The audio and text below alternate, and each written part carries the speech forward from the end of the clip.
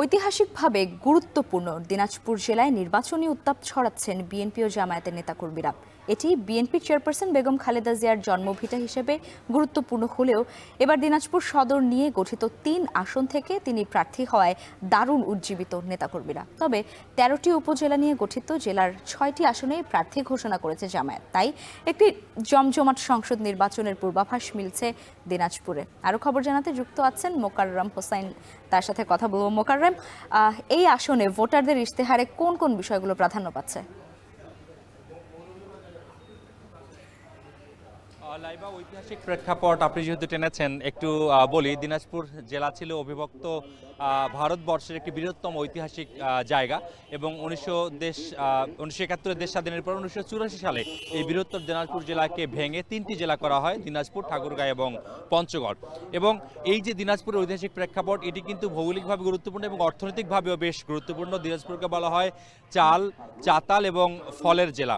এবং এই দিনাজপুর জেলায় যে পরিমাণ খাদ্যশস্য উৎপাদন হয় সেটি কিন্তু একেবারে পুরো দেশের যে খাদ্যশস্যের চাহিদা তার অনেকখানি পূরণ করে। এবং এই যে দিনাজপুরের কথা যখন আমরা বলছি, তখন দিনাজপুরের রাজনৈতিক প্রেক্ষাপটটাও দারুণভাবে আলোচিত।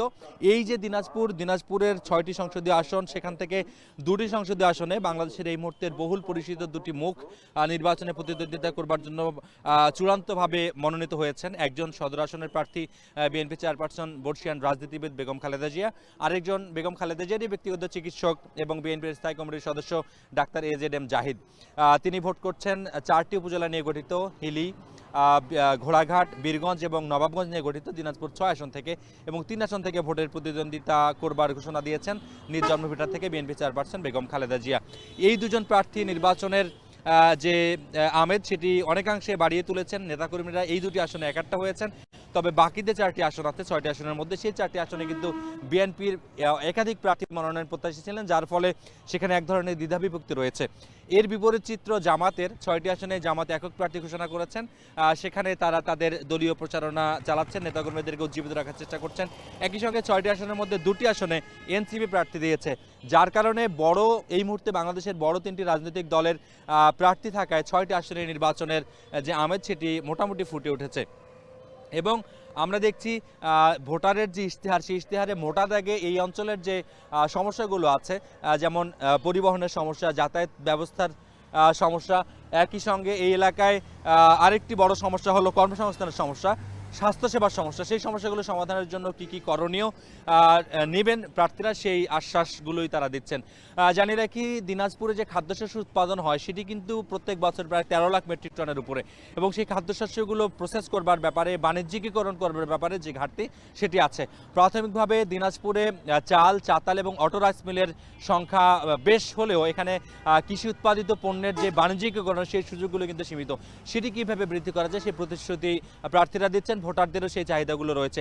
একই সঙ্গে স্বাস্থ্যসেবার একটা বড় অসুবিধার জায়গা হলো উত্তরাঞ্চলের মধ্যে 1000 শয্যার একটি মাত্র হাসপাতাল, সেটি রংপুরে। এখানে স্বাস্থ্যসেবার যে নাজুক অবস্থা, ক্রিটিক্যাল মুহূর্তগুলোতে রোগীগুলোকে আসলে দিনাজপুর থেকে রংপুরে রেফার করা হয়, সেখানে শয্যা সংখ্যার চেয়ে দ্বিগুণ রোগে ভর্তি থাকে সবসময়। এই স্বাস্থ্যসেবার সমস্যাগুলো সমাধান করবার ব্যাপারে উপজেলা স্বাস্থ্য কমপ্লেক্সগুলোকে সচল রাখা, প্রয়োজনীয় পরীক্ষা নিরীক্ষার জন্য সরঞ্জাম দেয়া, শয্যা সংখ্যা বাড়ানোর যে প্রতিশ্রুতি সেটিও প্রার্থীরা দিচ্ছেন, ভোটারদেরও সেই চাহিদাগুলো রয়েছে। একই সঙ্গে দিনাজপুর থেকে বৈদেশিক কর্মসংস্থানের নিম্ন হার রয়েছে এবং বিদেশি বিনিয়োগের একটি নিম্নমুখী সূচক রয়েছে। সেই জায়গাগুলো যদি কাটিয়ে ওঠা যায়, তাহলে দিনাজপুর একটি অর্থনৈতিকভাবে স্বয়ংসম্পূর্ণ জেলা হিসেবে গড়ে উঠতে পারে। সেই আশা আকাঙ্ক্ষার কথাগুলো আসলে ভোটাররা বলছেন। এই মুহূর্তে আসলে নির্বাচনী আচরণবিধিতে গণসংযোগ, শোডাউন গুলো এই মুহূর্তে আসলে নিষিদ্ধ অবস্থায় থাকলেও প্রার্থীরা কিন্তু নিজ নিজ উদ্যোগে পাড়া মহল্লায় উঠোন বৈঠক করছেন। তারা তাদের জায়গা থেকে সামাজিক যোগাযোগের মাধ্যমে প্রচারণাগুলোর ব্যাপারগুলো আসলে তুলে ধরছেন। এবারের ত্রয়োদশ জাতীয় সংসদ নির্বাচন যেহেতু প্রবীণদের সঙ্গে নবীনদের একটি লড়াই, সেই লড়াইয়ে কিন্তু সব দলের নেতারাই দারুণভাবে আত্মবিশ্বাসী যে তারা তাদের পক্ষে আসলে ভোটারদেরকে টানতে পারবেন।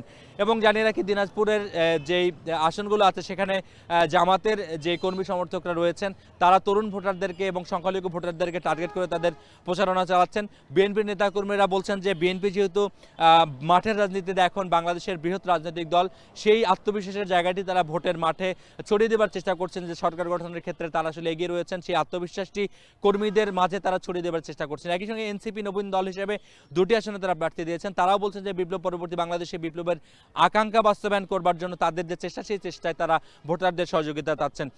লাইভে জানিয়ে রেখে আজকের বিকেল 4টার সংবাদে এখানকার বৃহৎ তিনটি রাজনৈতিক দলের যে শীর্ষ নেতারা আছেন তারা আমাদের ভোটারের ইশতেহার অনুষ্ঠানে যুক্ত হয়ে ভোটারদের আকাঙ্ক্ষার কথা এবং তাদের ইচ্ছার কথাগুলো জানাবেন, সেটি দর্শকদের দেখবার আমন্ত্রণ জানাচ্ছি। তো সার্বিক বিষয়ে এই ছিল এই মুহূর্তে দিনাজপুর থেকে ভোটের পরিস্থিতির সবশেষ খবর। আম্রপালি, স্বাদে খাঁটি, গুণে ভরপুর, সবার পছন্দের প্রিমিয়াম শরবত।